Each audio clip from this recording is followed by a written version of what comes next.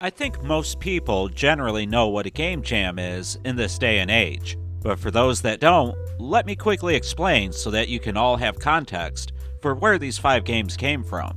A game jam is where a group of people get together, usually physically, but since COVID, digitally has also become somewhat commonplace, and they create games from scratch that usually adhere to certain rules or themes. In the case of Jag Jam 2024, all games had to run on the Atari Jaguar and be completed by October 30th, 2024. It's essentially a jam session, like what musicians would do, except it's a group of programmers, musicians, and artists, and it revolves around video games. I think the most famous example, or well, maybe infamous is better, let's just call it the most well-known example, was the 2014 Mountain Dew Game Jam that featured YouTube personalities and a lot of product placement and brand oversight. It ended in a walkout and painted the whole idea in a bad light. But luckily for us, the Jag Jam 2024 did not end poorly, and actually produced 5 interesting and vastly different video games. It was a digital version with several months given to the participants, but there was a notable prize of your game being offered by SongBird Productions. And the long development time, well, it makes sense because there aren't many people familiar with the Jaguar and its development tools and capabilities. So this allowed people time to understand the console and experiment before committing to the project. The Jag Jam was hosted by Boris Kretzinger, and he did a fair job promoting the idea. There was several judges with him to decide the ultimate winner, and the people included are pretty well respected in the Jaguar and Atari community. They were the SongBird founder and CEO, Karl Forhan, YouTuber Rees from Ctrl-Alt-Rees, and of course, Boris Kretzinger himself. So the jam took place from mid-April until the end of October 2024, and as I said before, there were ultimately 5 games submitted. I want to take a look at each of them briefly and give my thoughts on their ideas, the implementation, and how much fun I had experiencing them myself. I am by no means a technical or programming guy, but I love Atari and I love the Atari Jaguar. And I think this event was really cool and produced some fun and awesome games that will hopefully find their way to finished releases on the Jaguar. I won't be reviewing these games or giving them scores. I don't think these games should be looked at as final releases or products for mass consumption, but rather as fruits of labor and love for the Atari Jaguar. And if you want to learn more beyond what I cover here, or even try these games for yourself, I'll have links to everything, including downloads, in the description. Okay, with that little introduction out of the way, let's get into the games submitted for the Jag Jam 2024. Let's start with the 2 games that, well, I couldn't really get to work on my Jaguar. And I'm not sure if it's an issue with my console, or if these games were maybe meant to be ran in an emulator. My Jaguar has been acting up lately, and I think maybe a chip is going out? I don't know, the audio is not present on a cold boot up for certain games, and some of my controller inputs aren't registered for others. But not every game does this, mostly just homebrews and, oddly enough, Doom. The first game we'll discuss, I couldn't get to load past the main menu at all, so I have no first-hand experience with it in regards to gameplay. And this game is titled WhereIsIt, all one word, developed by Rico59. The screenshots are a bit, well, confusing, but it appears to be maybe a puzzle game of sorts, and there is quite a bit presented here, at least from what I can see in the menu. There's a story mode, co-op, marathon, lots of difficulty settings, and more. It's just really flush with features you would expect from a retail release. But unfortunately, I only know the little bit from the menu and from the screenshots that I found, so I can't comment further on this one. But I'll be sure to update you guys in the future when I finally get some gameplay under my belt.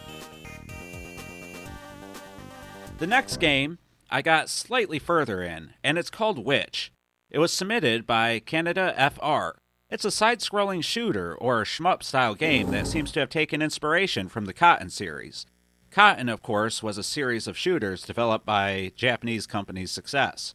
And I was really excited to play this one, but the game has, well, a lot of graphical issues and ran at a snail's pace on my actual console.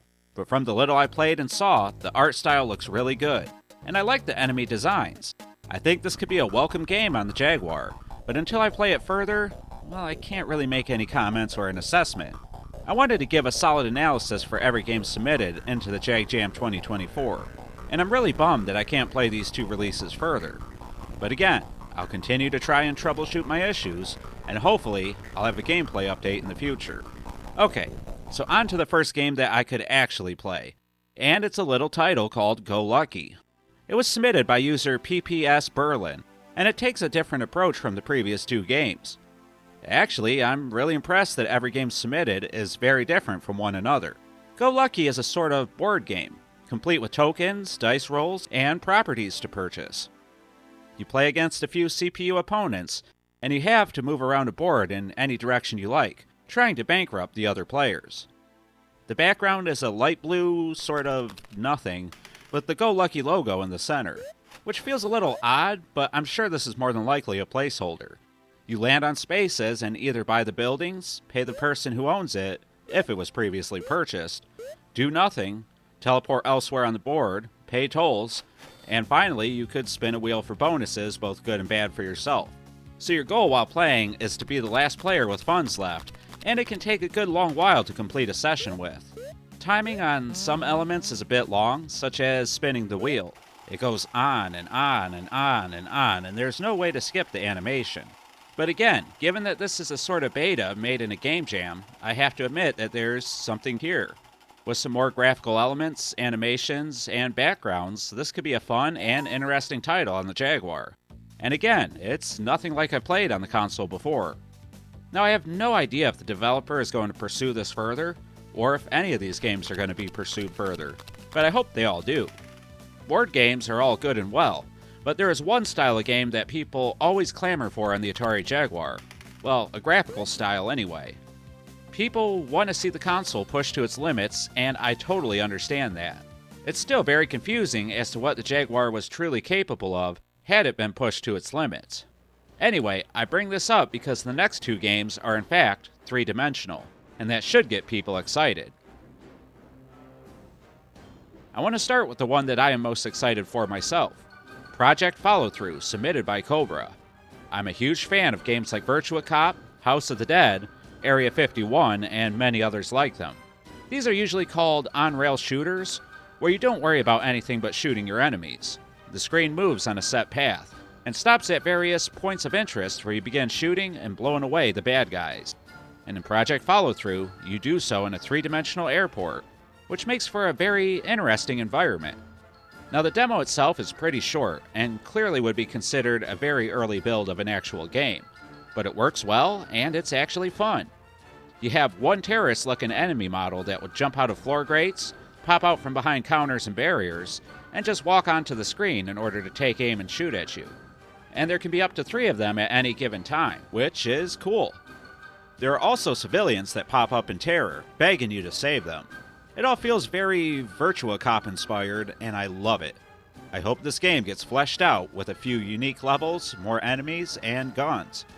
But there is one game that probably stood taller than all the rest in the Jag Jam 2024, and I'm not taking anything away from the other projects. I think they're all interesting, and I would love to see them all fleshed out and released proper. But Sharpshooter 2000, submitted by SJC, is a sort of three-dimensional shooter that shares its base gameplay with games like Smash TV, Circus Interstellar, and the Xbox Live indie game I Made a Game with Zombies in it. Now that's a deep cut.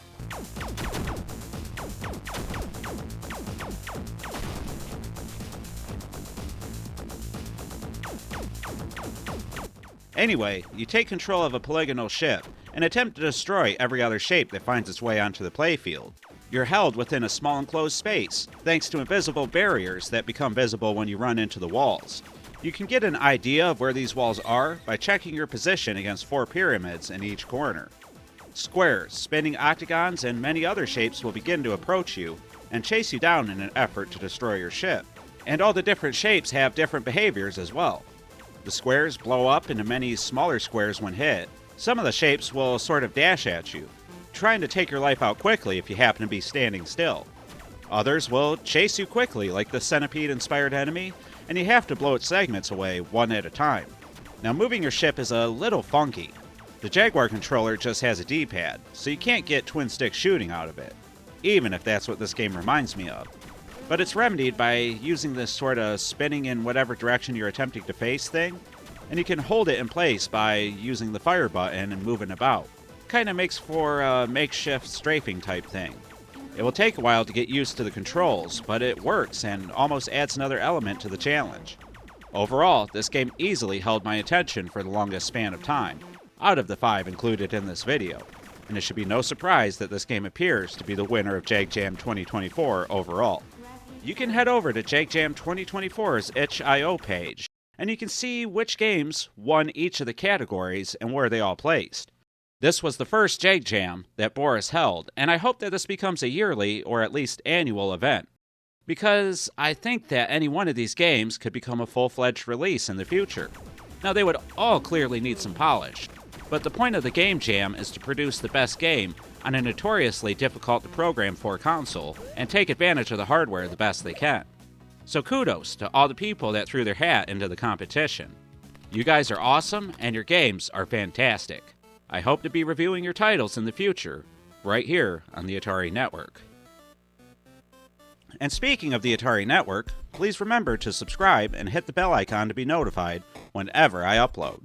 And please leave a like if you enjoyed the video, and a dislike if you didn't. Hey, it's only fair, right? And check me out on social media, head over to my Discord server to talk to other classy Atarians. And please support me over on Patreon, if you're so inclined. These following people have done so, either on Patreon or with YouTube memberships, and I couldn't possibly thank them enough. You guys are incredible, and I couldn't do this without your support, so thank you. But outside of that, make sure you guys let me know which of these Jag Jam games are your favorite in the comments down below. And let me know if you're excited for another Jaguar-based game jam to take place in the future. Okay guys, I've been the 7800 Pro Gamer, an indie reviewer and amateur filmmaker, participating in the YouTube Jam channel known as the Atari Network, and I'd like to thank you all for watching. And please remember to stay classy, Atarians.